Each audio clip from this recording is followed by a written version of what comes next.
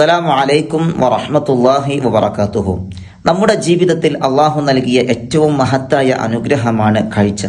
അള്ളാഹുവിന്റെ പ്രവാചകന്റെ പരിശുദ്ധ ഖുർആനിനെ വിശദീകരിച്ചുകൊണ്ട് ഇമാം ഖുർത്തുബി റഹിമഹുല്ല നമ്മളെ ഓർമ്മപ്പെടുത്തി, അൽ ബസറു ഹുവൽ ബാബുൽ അക്ബറു ഇലൽ ഖൽബ്.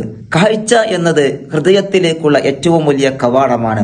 അള്ളാഹുവിന്റെ പരിശുദ്ധ ഖുർആനും പ്രവാചക തിരുസുന്നത്തും നമ്മളോട് ഒന്നിച്ചു പ്രഖ്യാപിച്ചു, നിങ്ങൾ കണ്ണുകളെ താഴ്ത്തണം. കണ്ണുകളെ താഴ്ത്തിയിട്ടില്ലെങ്കിൽ വലിയ രൂപത്തിലുള്ള അപകടത്തിലേക്ക് നമ്മൾ വഴിമാറും. ആയതിനാൽ കണ്ണുകളെ താഴ്ത്താൻ നമ്മൾ പരമാവധി പരിശ്രമിക്കേണ്ടതുണ്ട്. അള്ളാഹുവിന്റെ പ്രവാചകൻ പഠിപ്പിച്ചല്ലോ, രണ്ട് അവയവങ്ങളുടെ വിഷയത്തിൽ അള്ളാഹുവിന്റെ പ്രവാചകന് നമ്മൾ ജാമ്യം കൊടുത്താൽ ആ പ്രവാചകൻ നമുക്ക് വേണ്ടി സ്വർഗത്തിന് ജാമ്യം നിൽക്കും. അത് നമ്മുടെ ജനനേന്ദ്രിയവും നമ്മുടെ നാവുമാണ്. ആയതിനാൽ ഈ രണ്ട് അവയവങ്ങളും നന്നായി കാത്തു സൂക്ഷിച്ച് മുന്നോട്ട് പോകാൻ നമ്മൾ ഓരോരുത്തരും പരിശ്രമിക്കുക. അള്ളാഹു സുബ്ഹാനഹു വ തആല അതിനുള്ള എല്ലാവിധ തൗഫീഖും നൽകി അനുഗ്രഹിക്കട്ടെ. അസ്സലാമു അലൈക്കും വറഹ്മത്തുള്ളാഹി വബറകാതുഹു.